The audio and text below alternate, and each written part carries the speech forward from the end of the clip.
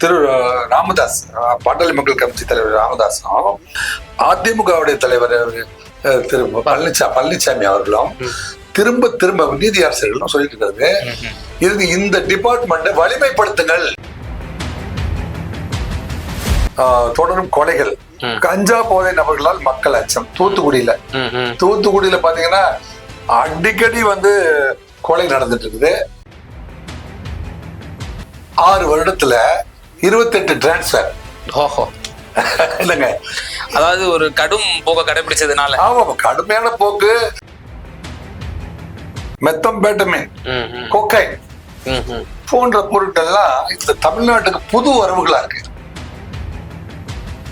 இதுக்கு முன்னாடி இருந்தது சாராயம் குடிப்பாங்க, பிராந்தி குடிப்பாங்க, அதுல மட்டை ஆயிடுவான் அல்லது வீட்டுக்கு பணம் கொடுக்கல, இந்த பிரச்சனைகள் தான் இருந்துச்சு. ஆமா, சமீப காலமா 24 எப்ப பாரு காதல் சக்சஸ் ஆயிடுச்சா அதுக்கு ஒரு பார்ட்டி, காதல் பிரேக் ஆயிடுச்சா அதுக்கு ஒரு மனசு தாங்க முடியலங்களுக்காக ஒரு பார்ட்டி.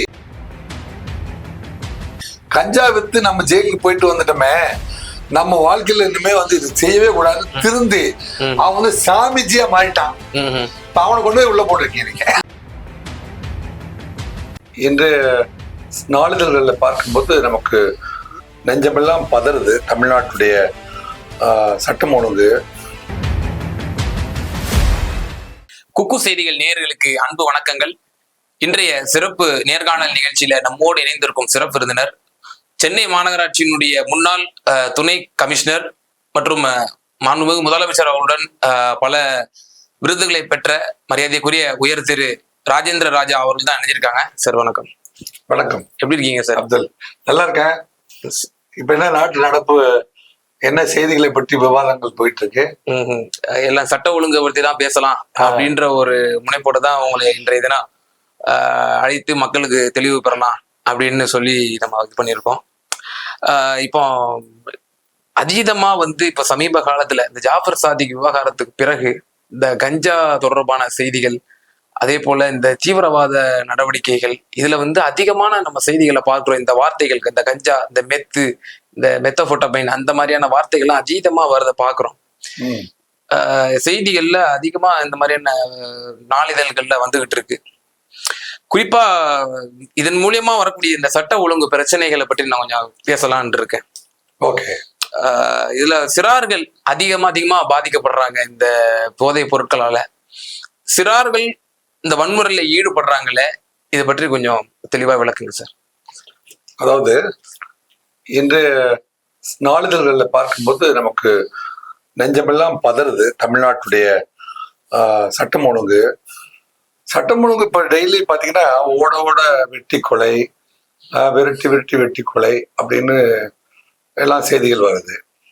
குறிப்பா சொல்ல போனா மதுரையில ஒத்தக்கடை பகுதியில ஒரு கான் அப்படிங்கிற ஒரு நபரை பொது இடத்துல 7 பேர் சேர்ந்து கஞ்சா போதையில, குடி போதையில அவங்க ஓப்பன் பிளேஸ்ல அவர் தாக்குறாங்க.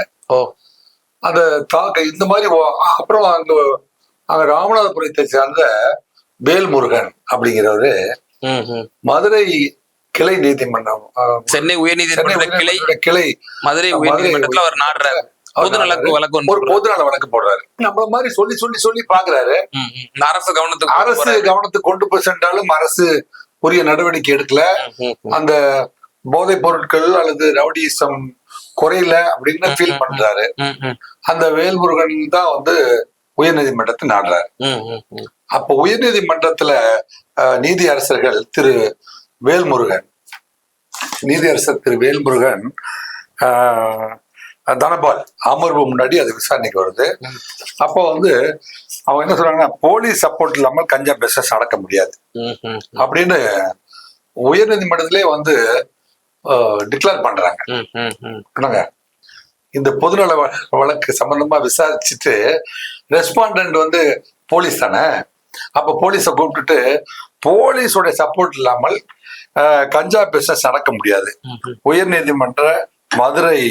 நீதிமன்றம் மதுரை கிளை பெஞ்சு இரு நீதியரசர்கள் இந்த கருத்தை முன் வைக்கிறாங்க. முன் வச்சுட்டு ஒரு revenue district collector, revenue officer கூப்பிட்டு chief secretary and home secretary of Tamil Nadu அவங்களுக்கு உத்தரவு போடுறாங்க. உத்தரவு போட்டு இந்த கஞ்சா போன்ற போதைப் பொருட்களை கட்டுப்படுத்துறதுக்கு பிரத்யேகமான ஒரு குழு அமைங்க, அதுக்குன்னு தனியா இன்டெலிஜென்ஸ் கிரியேட் பண்ணுங்க, பிரத்யேகமா ஒரு டீம் அமைச்சு நீங்க வந்து இதெல்லாம் நடக்காம கட் பண்ணுங்க அப்படின்னு சொல்லி ரொம்ப பொதுநல அக்கறையோடு சமூக அக்கறையோடு நீதி அரசர்கள் வந்து வலியுறுத்தியிருக்காங்க. எனவே அந்த நீதி அரசர்களுக்கு நமது சார்பாக நன்றி கலந்த வணக்கத்தையும் தெரிவிச்சுக்கலாம் இந்த மூலமா. சரி, இதன் தொடர்ச்சியா பாத்தீங்கன்னா தமிழக முதல்வர் மாண்புமிகு முதல்வர் திரு மு.க. ஸ்டாலின் அவர்கள் கடந்த 9ஆம் தேதி அன்னைக்கு அவர் டிஜிபியை கூப்பிட்டு அல்லது கலெக்டர்ஸை கூப்பிட்டு எஸ்பிஸ் அண்ட் கலெக்டர்ஸ் மீட்டிங் வச்சு அவர்கிட்ட செய்யறாரு, இது சம்பந்தமா நீங்க நடவடிக்கை எடுங்க. இல்லைங்க, இந்த கஞ்சா போதைப் பொருட்கள் சம்பந்தமா அதிகமாக பேசப்படுது, ஊடகங்கள்ல சொல்லப்படுது, வழக்குகள் நிறைய வருது. எனவே இது சம்பந்தமா துரிதப்படுத்தி நீங்க என்ன செய்யுங்க, கண்டுபிடிக்க சொல்லுங்க, இதை நிறுத்த சொல்லுங்க அப்படின்னு சொல்லி அந்த மீட்டிங் முடிச்சிடறாங்க. நீதி அரசர்கள் சொன்னது பொதுமக்கள் விரும்புவது, நீங்கள் விரும்புவது, நான் விரும்புவது என்னவென்றால், ஏற்கனவே இது சம்பந்தமா இருக்கிற narcotic intelligence bureau of Tamil Nadu, NIB Tamil Nadu, இல்லைங்க PW Tamil Nadu, prohibition enforcement wing Tamil Nadu, இந்த 2 விங்குமே கிளப் பண்ணியே வந்து ஒரு 2.0 ஆபரேஷன் 2.0ன்னு சைலேந்திர பாபு 2.20 போட்டார் பாத்தீங்களா. அப்பவே இது 2ஐயும் கிளப் பண்ணார். அப்போ திரு மகேஷ்குமார் அகர்வால் அவரையும் என்சிபியும் கிளப் பண்ணி, ஆனா அதுக்கு மேன் பவர் பத்தல. அவங்க வந்து அந்த மாதிரியான 2.20 அந்த இதெல்லாம் போட்டு அவங்க பிரத்யேகமா அறிவுறுத்திருந்த போதிலும் வழக்குகள் பதிவு செய்யப்படுகிறதே ஒழிய அது நின்றபாடில்லை மட்டும் அல்லாமல் பாத்தீங்கன்னா விமான நிலையத்துல 24 கோடி 28 கோடி 40 கோடி அப்படின்ட்டு சென்னையை நோக்கி பல்வேறு நாடுகள்ல இருந்து அமெரிக்காவில் தென்காப்பரிக்காவில இருந்து ஒரு ஒரு லேடி சென்னை விமான நிலையத்துக்கு வர்றாங்க. அந்த விமான நிலையத்துல வந்து போதைப் பொருளை வந்து தென் அமெரிக்கா நாடு, தென் அமெரிக்காவில் பொலிவியா அப்படிங்கிற ஊர் இருக்கு, பிரேசில்னு ஒரு நாடு இருக்கு. இந்த நாடுகள்ல இருந்து பெண்களை அந்த போதைப் பொருள் கடத்துவதற்கு கொக்கைன் என்ற போதைப் பொருள் கடத்துறதுக்கு பயன்படுத்துறாங்க.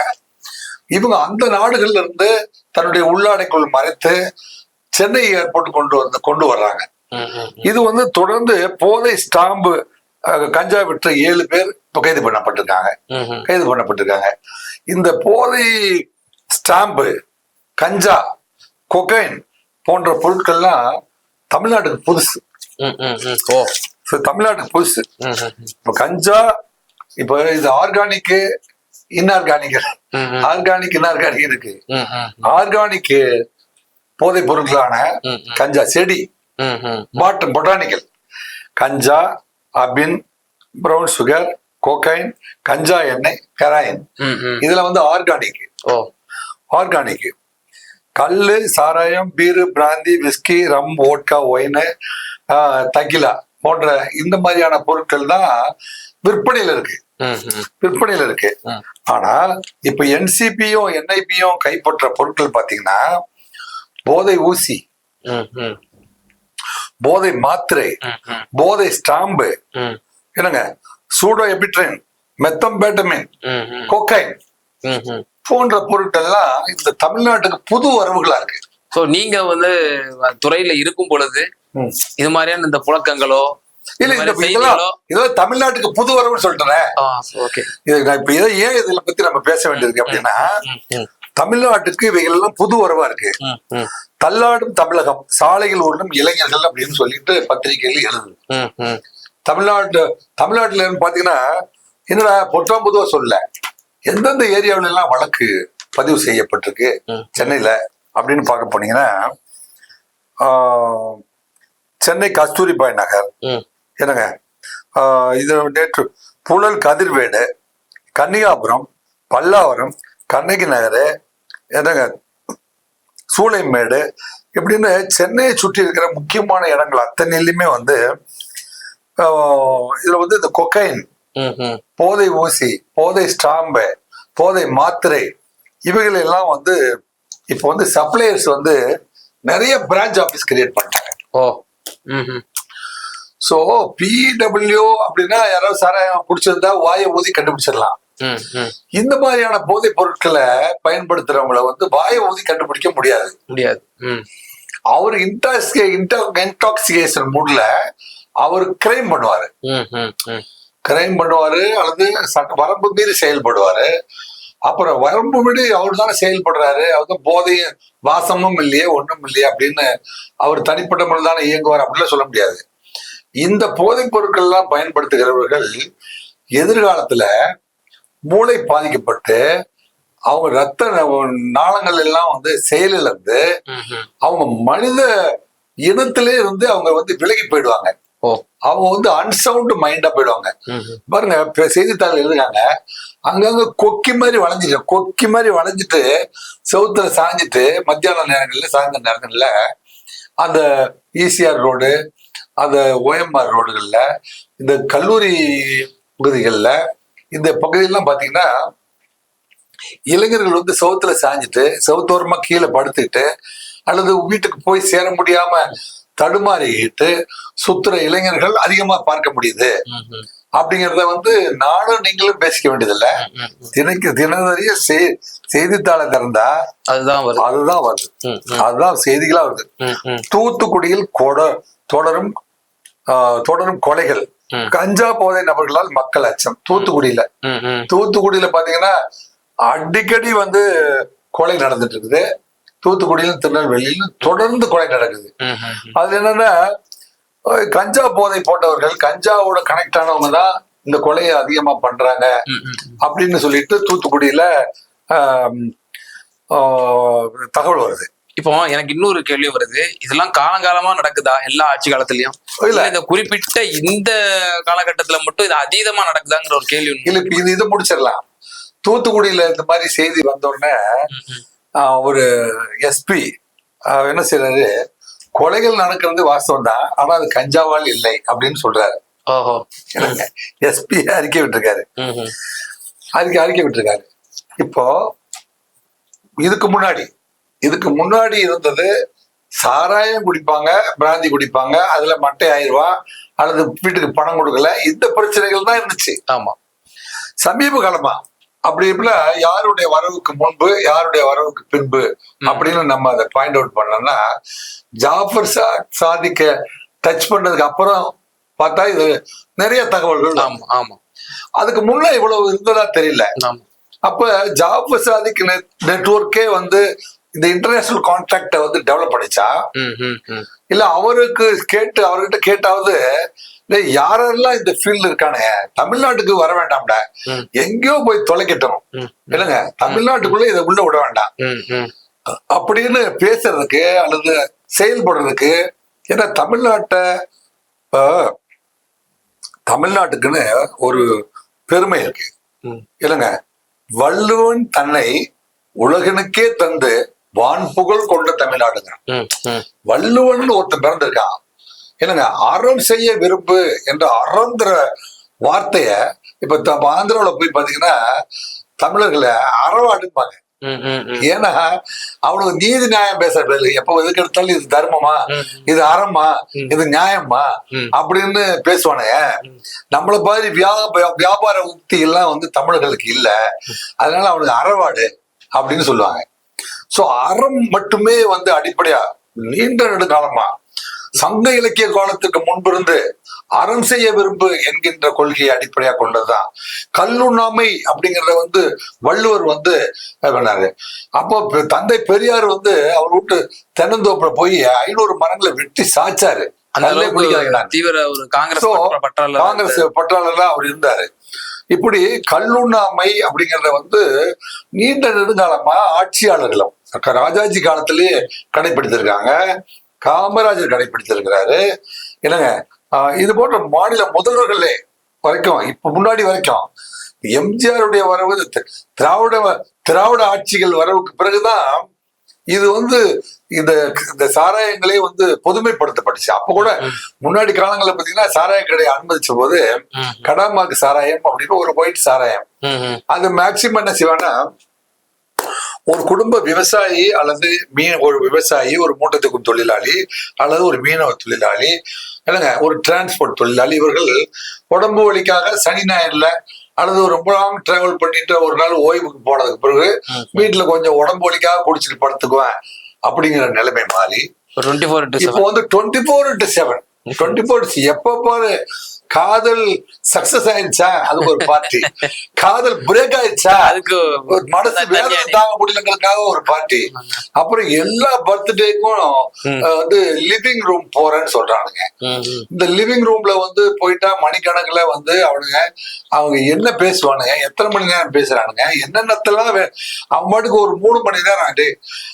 அதாவது இது கலாச்சார சீரழிவு, தம்பி அது அதுவும் ஒரு one of the multiple factor தானே. நான் என்னுடைய கவலையில என்னன்னா, நான் வந்து அடிக்கடி நம்ம அண்ணா ஆட்சி கிட்ட இருக்கிற இயற்கை மருத்துவம், சித்த மருத்துவத்தோட தொடர்பு, சித்த மருத்துவம் செய்பவர்கள் அல்லது அவங்களோட அதிகமா தொடர்பு, சவுகார்பேட்டையில வந்து இருக்கிற மார்வாடிகளோட அதிகம் தொடர்பு, நட்பு எல்லாம் இருக்கு. அவங்களுடைய கொள்கையின் அடிப்படையில பாத்தீங்கன்னா காலை உணவு, மதிய உணவு, இந்த 2 உணவையும் சிறப்பா எடுத்து சொல்றாங்க. இரவு உணவு வந்து சாயந்தரம் 6 மணிக்கு மேல சாப்பிடக்கூடாது. சாயந்தரம் 6 மணிக்கு மேல சாப்பிடக்கூடாதுங்க. 6 மணிக்கு மேல அல்லது 6 மணிக்கு மேல சாப்பிட்டா அது வந்து உணவு நஞ்சுங்கிறான். ஆனால் நீங்க இன்னைக்கு கடையில அண்ணா நகர்ல நீங்க போய் பாத்தீங்கன்னா உணவு திருவிழாங்கிறான், ஃபுட் ஃபெஸ்டிவல்னு தெருவுக்கு ஆரம்பிச்சு விட்டு ராத்திரி 9 மணிக்கு பிரியாணி, 10 மணிக்கு பிரியாணி, 12 மணிக்கு பிரியாணி, காலையில 2 மணிக்கு, அதிகாலை 4 மணிக்கு பிரியாணிங்கிறான். இதெல்லாம் வந்து ஒரு ஹியூமன் பாடியில செரிக்கிற சக்தி சூரியன் எவ்வளவு நேரம் அந்த பானத்தில் இருக்குதோ அவ்வளவு நேரம் தான் மெட்டபாலிக் சிஸ்டம் வந்து ஒர்க் பண்ணும், இயங்கும். சூரியன் இல்லாத போது, நிலவு இருக்கிற போது அது ஓய்வுக்கான நேரம். இதுதான் உலகம் தோன்றின காலத்துல இருந்து இருக்கு. சூரியனுடைய மறைவுக்கு பிறகு யாரெல்லாம் சாப்பிடுறாங்களோ அவங்களுக்கு ஆயுள் குறைஞ்சிரும். என்னங்க நீங்க வந்து நம்ம கலாச்சாரம்ங்கிறது வந்து நம்ம நீண்ட நெடுங்காலம் திருமூலர்லாம் 300 வருஷம் வாழ்ந்ததாகவும், அவையாரெல்லாம் 110, 120 வருஷம் வாழ்ந்ததாகவும், 3 அவையார்களா ஒரே அவையாரா 3 அவையார் 300 வருஷம் இருந்தாங்களா இல்ல அதே அவையார் தொடர்ந்து இருந்தாங்களாங்கிற சர்ச்சையெல்லாம் இருக்கு. ஒவ்வொரு மன்னர்களுமே வந்து ஏன் என்னுடைய மரியாதைக்குரிய டாக்டர் கலைஞரே வந்து 95 வருஷம் வரைக்கும் இருந்தாரு. தந்தை பெரியார் 85 எவ்வளவு வருஷம்? 94 99 நாட்கள். இவர் கலைஞர் அவர்கள் 94 66. அதை தாண்டி பாத்தீங்கன்னா பேராசிரியர் அன்பழகன் அவர் 97 வரைக்கும். இவர்களால் நான் வந்து போற்றி மகிழ்வேன். ஏன்னா இந்த 3 பெரும் தலைவர்களுக்குமே அவங்க சால்வ் பண்ண பிரச்சனை, அவங்க எதிர்கொண்ட பிரச்சனைகள், போராட்டங்கள் வாழ்நாள் முழுவதும் எதிர்நீச்சலே. அதாவது இப்ப சங்க இலக்கிய காலம் தொடங்கி சாமி கும்பிடுவதே வழக்கமா வச்சுட்டு இருந்த, பூஜை புனஸ்காரங்களோடு வாழ்ந்த ஒரு சமுதாயத்துல கடவுளே இல்லடா அப்படின்னா, சாதியோட வாழ்ந்துட்டு இருந்த ஒரு சமுதாயத்துல சாதி இல்லடா அப்படிங்கிறான். அவங்க மனதளவுல அந்த தைரியம் அதெல்லாம் வந்து நம்ம போற்றத்தக்கது, அதெல்லாம் நம்ம கண்டிப்பா பேசி ஆகணும். ஆமா, நீங்க பேசுறதுல இன்னொரு விஷயம் குறிப்பிடத்தக்க நான் குறிக்கணும்னு நினைக்கிறேன். அதாவது கலைஞர் அவர்கள் இத்தனை ஆண்டு காலம் இருந்தார்கள் அப்படின்லாம் நம்ம சொல்றோம். ஆனா அதே விஜயகாந்த் அவர்கள் 70 ஆண்டுகள்லயே மரணித்தார். அம்மையார் ஜெயலலிதா அவர்கள் 70 ஆண்டுகள். அது வந்து ஜீன் சம்பந்தப்பட்டதுன்னு சொல்றாங்க. இப்ப இசை வேளாளர்கள் 90 வயதிற்கு மேலாக வாழ்பவர்கள் அப்படின்னு சொல்றாங்கல்ல, இசை வேளாளர்ல. ஆமா அப்படின்னு சொல்றாங்கல்ல. அப்படியா? அந்த கலைஞருக்கு நான் வந்து டாக்டர் கலைஞர் அவர்களுக்கு பர்சனல் செக்யூரிட்டியா பல முறை அவங்க இல்லத்துக்கு சென்றிருக்கிறேன். அவருடைய உணவு பழக்கங்களையும் கவனிச்சிருக்கிறேன். அவருடைய மருத்துவர் கூட எனக்கு தெரியும். அவருடைய ஒவ்வொரு நாள் பிறந்த நாள் விழாவுடைய பேச்சு நடக்கிற பொழுதுதான் நான் பாதுகாப்பு பணிக்காக போயிருக்கிற பொழுது ரொம்ப அருகில இருந்து பார்த்துக்கிறேன். அவருடைய உணவு பழக்கம், நடைபயிற்சி என்னங்க, டாக்டர் கலைஞர்களோட காலையில 4 மணிக்குல இருந்து 4:30 மணிக்கெல்லாம் வந்து பீச்சில் போய் வாக்கிங் போறதுக்குன்னு தலைவர்கள் தயாரா இருந்தாங்க. ஈவன் திரு மு.க. ஸ்டாலின் மாநில முதல்வர் கூட வந்து இன்னைக்கும் மா சுப்பிரமணியன் போன்ற நண்பர்களை கூட வச்சுட்டு நீங்க ஐஐடி வளாகத்திலையும் நீங்க அந்த அடையாறு ஆலமரம் இருக்கிற பகுதிகளிலும் நீங்க நடைப்பயணி போறீங்க, சைக்கிள் பயணம் போறீங்க. உடல் பராமரிப்புல இன்ன வரைக்குமே வந்து நீங்க சிறந்த முறையில நீங்க பராமரிக்கீங்க. இதை ஏன் வந்து நாட்டுக்கு சொல்லிக் கொடுக்க கூடாது அப்படிங்கிறத என்னோட நாட்டு மக்களும் நம்மள மாதிரி நல்லா இருக்கணுமா இல்லையா? நீங்க நம்ம மட்டும் நல்லா இருக்கணும். அது ஒரு வீடியோ காட்சி எடுத்து போட்டோம்னா முதல்வர் அவர்களை வந்து என்ன இதெல்லாம் சைக்கிள் ஓட்டெல்லாம் பெரிய சாதனையா அப்படின்னு சொல்லி அது ஒரு கொச்சைப்படுத்துற விதமா எதிர்கட்சிகள்லாம் வந்து அது ஒரு பயன்படுத்திக்கிறாங்களே. இல்ல அது வந்து சூழ்நிலையின் காரணமாக எதிர்கட்சிக்காரங்க பேசுறது வேற. இப்ப நம்ம பேசுற சப்ஜெக்ட் வந்து மனித வாழ்க்கையில் அவர்கள் உடல் பராமரிப்பு, வாழ்வியல் பராமரிப்பு, அந்த ஹேபிட், பழக்கம், ஹேபிட், இதன் மூலமா சமூகத்துல ஏற்படுற சீர்குலைவுகள், அதை தடுப்பதற்கு நீங்க ஏன் மாடலா இருக்கக்கூடாதுன்னு கேட்கறாங்க. ஒரு முன்மாதிரியா நீங்க ஏன் இருக்கக்கூடாது? உங்களுடைய ஹேபிட்ட இளைஞர்கள் எல்லாம் ஃபாலோ பண்ற அளவுக்கு நீங்க வாழ்ந்த காலமும் உங்க அப்பா வாழ்ந்த காலம் எப்படி இருந்ததோ அந்த மாதிரியான நல்ல பழக்கங்களை எல்லாம் ஏன் வந்து அறிமுகப்படுத்தக்கூடாது? இது சரி, இப்போ ஒரு உயர்நீதிமன்ற நீதியரசர்கள் எடுத்து சொன்ன பிறகும் அதுக்கு பிரத்யோகமான டீமையே அமைக்கல. இதுல எனக்கு ஒரு சந்தேகம் இருக்கு. இப்போ நீங்க சொன்னீங்க மதுரை கிளையினுடைய 2 நீதி அரசர்கள் வந்து அரசுக்கு வந்து அறிவுறுத்தி இருக்கு, அமுதா சீஃப் செக்ரட்டரியா இருக்காங்க, அவங்களுக்கும் வந்து அறிவுறுத்தி இருக்கு, இந்த மாதிரி சொல்லியிருந்தீங்க. அதன் பின்பு வந்து முதல்வர் அவர்கள் டிஜிபி சங்கர் ஜிவால் அவர்கள் முன்னிலையில வந்து ஒரு மீட்டிங்லாம் அரேஞ்ச் பண்ணாரு. மாவட்ட வாரியா வந்து நடவடிக்கைகள் எடுங்க துரிதமா அப்படின்னு சொல்லி அந்த மீட்டிங் மட்டும் தான் கண்டக்ட் பண்ணாரு. குழு அமைக்கலன்னு சொன்னீங்க. அப்படி குழுவே அமைச்சாலும் அது சரிவர இயங்குமாங்கிற ஒரு கேள்வி முன்வைக்கப்படுது. தொடர்ச்சியா எடப்பாடியார் அவர்கள் வந்து குற்றச்சாட்டு வைக்கிறாரு, இது வெறும் குழு அரசாங்கம், எதற்கு எடுத்தாலும் ஒரு கமிஷனை போட்டு விட்டுறது, அவ்வளவுதான். குழு அரசாங்கம் அப்பட்டமா குற்றச்சாட்டு வைக்கிறாரு. இப்ப பாத்தீங்கன்னா இந்த வரிசை நீண்ட வரிசை நீதி அரசர்கள் 2 பேரு, திரு வேல்முருகனும் தனபால், இவங்க 2 பேரும் சொன்னாங்களா. தமிழிசை சவுந்தரராஜன் சொல்லியிருக்காங்க இல்லைங்க, திரு அண்ணாமலை அவர் சொல்லியிருக்காரு, திரு சீமான் சொல்லிட்டு இருக்காரு, திரு ராமதாஸ் சொல்லிட்டு இருக்காரு, திரு டாக்டர் அன்புமணி சொல்லிட்டு இருக்காரு, எதிர்கட்சியில் இருக்கிற அத்தனை பேர் சொல்லிருக்கிற திரு பழனிசாமி அவர்கள், எதிர்கட்சி தலைவர் பழனிசாமி அவர்கள், நீங்க பாட்டுக்கு தடுத்து நிறுத்துறோம் சொல்லிருக்கீங்க. இதுக்கு ஏன் பிரத்யோகமா ஒரு குழு அமைச்சு உங்க மனசுல இல்ல, தடுக்கணும்னு உங்க மனசுல இல்லன்னு கொஞ்சம் குற்றச்சாட்டிருக்காரு. ஏன் வந்து இது நம்ம சொல்றது நீங்களே நிறுத்திட்டீங்கன்னா நாங்க சொல்ல போறது இல்ல. தமிழக அரசு பிரத்யேகமா வந்து இன்ஸ்ட்ரக்ஷன் கொடுத்து போன வாரத்துல வந்து இப்போ ஸ்ட்ரிக்ட் ஆயிடுச்சுப்பா, எங்கேயுமே விக்கல, எந்த பேப்பர்லயும் இப்ப செய்திகளை பார்க்க முடியல, யாரும் இப்ப சொல்றது இல்ல அப்படின்னா நாங்க அதை பத்தி பேச போறது இல்ல. இப்ப பேசு பொருளே வந்து நீங்க ஆட்சிக்கு வந்தா தான் இப்படி எல்லாம் நடக்குதுன்னு சொல்ற அளவுக்கு நீங்க கண்டிப்பா அரசாங்கம் அதை ஊக்குவிக்க போறதில்லை. ஆனா நீங்க ஆட்சியில் இருக்கிற பொழுது இப்படி எல்லாம் நடக்குது அப்படின்னு உங்களை ஆட்சியும் தொடர்பு படுத்தி பேசப்பட்ட போதிலும் அதை பற்றி ஏன் நீங்க கவலைப்படல? இப்போ நீங்க கூட சொன்னீங்க, எடப்பாடி அவர்களே வந்து மேற்கோள் காட்டுறாரு, உங்களுக்கு போட மனம் இல்லை அப்படின்னு அவரே சொல்லியிருக்காரு, குற்றச்சாட்டு வச்சிருக்காரு அப்படின்னு சொன்னீங்க. நம்முடைய முதல்வர் அவர்களுக்கு எந்த இடத்துல இங்க நெருடல் இருக்குங்கிற ஒரு கேள்வி இருக்குல்ல? இல்ல, ஒருவேளை தன் கட்சியினர் முதல்வர் கூட நல்லதா தான் நினைக்கிறேன். அவரு இந்த மெஷினரிய சரிவர இயக்க முடியவில்லை அப்படின்னு நான் நினைக்கிறேன். இயக்க முடியவில்லையா அல்லது மிஷின் சொன்ன மீன்ஸ் அவருக்கு வந்து சம் ஹெல்த் இஷ்யூஸ் அப்படி அவரை பத்தி அவர் ஹெல்த் இஷ்யூஸ்க்கே நான் போகல. மாநில முதல்வர் இப்போ வந்து 3 நாளுக்கு முன்பு இப்போ நீதி அரசர் சொன்னதுக்கு அப்புறம் மதுரையில இருந்து நீதி அரசர் சொல்லிட்டாரு, ஹோம் மினிஸ்டர் கூப்பிட்டு இதுக்கு என்ன நடவடிக்கை எடுத்தீங்க, ஹோம் மினிஸ்டரும் சீஃப் செக்ரட்டரியும் எனக்கு அறிக்கை சமர்ப்பீங்க அப்படின்னு கேட்டாங்க. கேட்ட உடனே நீங்க என்ன செய்றீங்க, ஒரு டிஜிபி மீட்டிங் போடுறீங்க. டிஜிபி மீட்டிங் போட்டு ஏப்பா இது மாதிரி எல்லாம் சொல்றாங்க, இது மாதிரி எல்லாம் பேசு பொருளா மாறிட்டு இருக்கு, கடுமையா நடவடிக்கை எடுங்க அப்படின்னு சொல்றீங்க.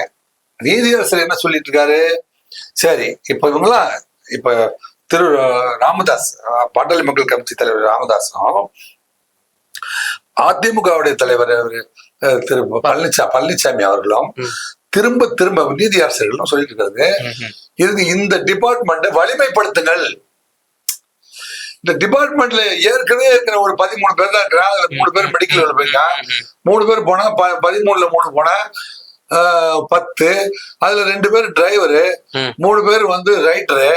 அப்ப யாரு இருக்காங்க கண்டுபிடிக்கிறதுக்கு? புரியுதா உங்களுக்கு? அதற்கான பிரத்யேகமா ஸ்ட்ரென்த் போடுங்க. அதுக்குன்னு ஒரு ஸ்பெஷலா ஒரு சூப்பர்வைசர், ஒரு 3 பணி நியமனங்கள், அந்த பணிக்காக பிரத்யேகமா பணி நியமனம் செய்யணும். சரி, அல்லது அந்த டிபார்ட்மெண்ட்டை செப்பரேட் பண்ணி அதுக்கு வந்து ஃபுல் ஸ்ட்ரென்த் போடணும். அதுக்கு இன்டெலிஜென்ஸ் கிரியேட் பண்ணி, இப்போ பாத்தீங்களா விமானத்துல தான் தொடர்ந்து வருது அப்படின்னா ஏர்போர்ட் இன்டெலிஜென்ஸ் நீங்க தனியா கிரியேட் பண்ணணும். கப்பல் வழியா வருது, ஹார்பர் வருது, தூத்துக்குடி சென்னை ஹார்பரு, தூத்துக்குடி ஹார்பரு, அதானி துறைமுகம் தான் அங்க உங்க இன்டெலிஜென்ஸ் உங்க அதாவது நுழையாத இடத்துல கூட போலீஸ் நுழைய முடியும். அதான் போலீஸ்க்கு இருக்கிற அதிகாரம். இந்த 511 செக்ஷனும் இந்த கான்ஸ்டிடியூஷன் ஆஃப் இந்தியா 395 இந்த சிஆர்பிசியும் மாடலாவே அதிகாரம் படைத்தது. இதுல வந்து நீங்க எங்க வேணாலும் இன்டெலிஜென்ஸை கலெக்ட் பண்ண முடியும். அப்படி இருக்கிற பொழுது இந்த போதைப் பொருள் கடத்தலுக்கும் இந்த ஆயுதம், இப்ப என்னுடைய பயம்லாம் என்னன்னா, போதைப் பொருள் புழக்கம் அதிகமாக போகும்போது சமுதாயத்தை சீர்குலைவு, தினமும் வெட்டுக்குத்து, கொலை கொள்ளை, செல்போன், மது போதையில போய் செல்போனை பிடிக்கிட்டு போயிட்டாரு, மது போதையில ஓட வெட்டினாரு, பொது இடத்துல வந்து பயமே இல்லாம அருவாளை தூக்குறாரு. இதெல்லாம் வந்து இன்டாக்சிகேஷன் மோட்ல தான் இதான் பண்றாங்க. ஓகே சார், இப்ப இவையெல்லாம் தடுக்க அஸ் அ ஃபார்மர் கமிஷனரா நீங்க வந்து இந்த அரசுக்கு என்ன அறிவுறுத்தல் செய்வீங்க? குறிப்பா நீங்க ஒரு தனியார் தொலைக்காட்சியில ஒரு 5 முக்கிய அம்சங்களை வந்து நீங்க சொல்லியிருந்தீங்க, எங்க நேயர்களுக்காக அதை பகிர்ந்துங்க சார். நான் சொல்றேன்னா, இப்ப இன்டெலிஜென்ஸ் டிபார்ட்மெண்ட் இருக்கு பாத்தீங்களா, அதுல ஏற்கனவே நீண்ட காலமா வந்து கான்ஸ்டபிள்ஸ் இருக்காங்க. கான்ஸ்டபிள்ஸ் தான் இருக்காங்க. ஒவ்வொரு காவல் நிலையத்தையும் ஒரு கான்ஸ்டபிள் இருக்காங்க. நான் என்ன சொல்றேன், ஒவ்வொரு காவல் நிலையத்திலையும் வந்து ஒரு சப் இன்ஸ்பெக்டர் அப்பாயிண்ட் பண்ணுங்க. சப் இன்ஸ்பெக்டர் அப்பாயிண்ட் பண்ணுங்க. ரெஸ்பான்சிபிலிட்டி பிக்ஸ் பண்ணுங்க. இந்த லிமிட்டுக்குள்ள எங்க கஞ்சா வித்தாலும் இட் இஸ் யுவர் ரெஸ்பான்சிபிலிட்டி. ஏற்கனவே இருக்கிற மெஷினரியில ஒரே ஒரு அடிஷனலா ஒரு சிம் கார்டு தான் போட சொல்றேன் நான். அடிஷனல் சிம் கார்டு நீங்க போடுறோம். போட்டுட்டு எந்த லிமிட்ல லா அண்ட் ஆர்டர் கிரைம் இவங்க கிட்ட கண்டிப்பா ஒவ்வொரு காவல் நிலையத்தையும் ஒரு அடிஷனல்ல சப் இன்ஸ்பெக்டர் போட்டு எல்லா காவலத்திலும் எஸ்ஐ மேண்ட் ஃபார் பிடபிள்யூ இந்த ஃபார் திஸ் மேட்டர் அப்படின்ட்டு ஒரு எஸ்ஐஎம் போடணும். இந்த பிடபிள்யூக்கும் என்ஐபிக்கும் இன்டெலிஜென்ஸ் கிரியேட் பண்ணி அதுக்கு தனியா வந்து டிஎஸ்பி லெவல் ஆபீசர்ஸ், ஒரு SP level officer, DSP level officer, inspector level ஆபீசரை ஸ்ட்ரென்த் இன்க்ரீஸ் பண்ணுங்க. ஓகே, ஸ்ட்ரென்த் இன்க்ரீஸ் பண்ணுங்க. அவங்க கிட்ட இருந்து பிரத்யேகமா டிஎஸ்ஆர் இருக்காங்க, டெய்லி சிச்சுவேஷன் ரிப்போர்ட் கேளுங்க. ஓகே, ஒவ்வொரு மாவட்டத்திலையும் அந்த ஸ்பெஷல் டீம் கண்டுபிடித்த வழக்குகள் எத்தனை, இதுல புதுசா வெளி மாநிலத்திலிருந்து வெளிநாடுகள்ல இருந்து கொண்டு போதைப் பொருட்களை கடத்தி வர ஆட்களை எத்தனை பேர்த்த நீங்க கண்டுபிடிச்சிருக்கீங்க, அவங்க எத்தனை பேர்த்த ரிமாண்ட் பண்ணிருக்கீங்க. ரைட், இதெல்லாம் தாண்டி இப்போ 48 வழக்கு கண்டுபிடிச்ச, ஒரு நாளைக்கு 48, 38, 17, 36 ஏதோ சொல்றீங்கன்னா, இந்த வழக்குகள் அத்தனையுமே வந்து குற்றப்பத்திரிகை தாக்கல் செய்யப்பட்டிருக்கிறதா? ஓகே, நீதிமன்றம் இப்ப நீங்க 12 வருஷம் ஒருத்தருக்கு கன்விக்ஷன் கொடுத்திருக்காங்க, ஒருத்தருக்கு 10 வருஷம் கொடுத்திருக்காங்க. இதெல்லாம் எப்ப பதிவு பண்ணப்பட்ட வழக்குகள் அப்படின்னா 1917, 18, 19. 19ல பதிவு பண்ண வழக்கு 99, 1999, 1999, 1999, 97 போன்ற வருடங்களில் பதிவு செய்யப்பட்ட வழக்கு 6 வருடம் 7 வருடம் விசாரணை. அப்ப இந்த 6 வருஷமா அவன் கஞ்சாதான் வித்துட்டு இருக்கான்.